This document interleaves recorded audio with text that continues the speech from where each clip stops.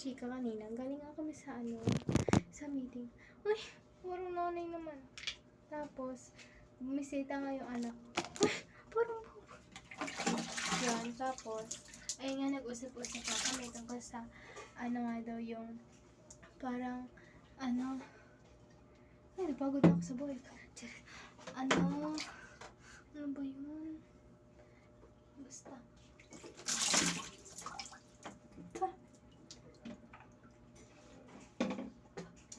Tungkol nga sa Pasko, ano daw yung pinakamagandang kwento mo sa Pasko. Tapos, si Kuya Bench yung namin, siya, nagtanong-tanong siya sa mga ka-batchmate. Feeling tapos yun. Tapos, tapos tinanong niya yung mga nanay muna, tapos sabi ng mga nanay naman, na daw, na tawag dito, putik, nakalimutan na naman. Basta ka learn.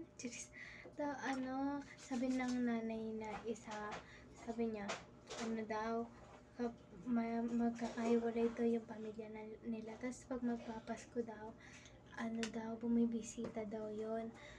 Tapos, yun daw yung bonding na nila, yun daw pinakamagandang kwento na ng Pasko niya. Tapos sabi ko, ganyan. Tapos, yung nasa isip ko naman, sabi ko, si Kuya Bench kasi, kung sino-sino pinapapili niya, para siyang recitation ba. Kasi impromptu speaking, tapos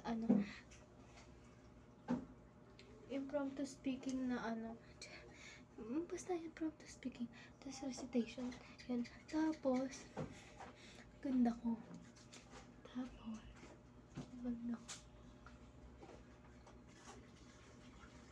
Yan nga.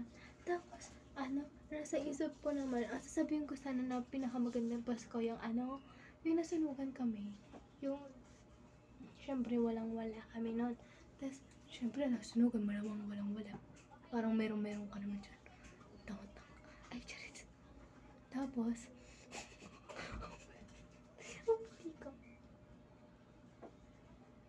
parang meron naman to.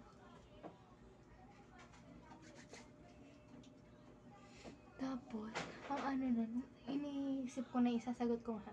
Nung nasunugan kami, tapos, yung mga tita ko, tinulungan niya kami. Tapos, parang in-invite niya kami doon sa permanent. Tapos, sabi, daw, parang tutulungan lang yata maglinis. Si mama kasi, para siyang doon,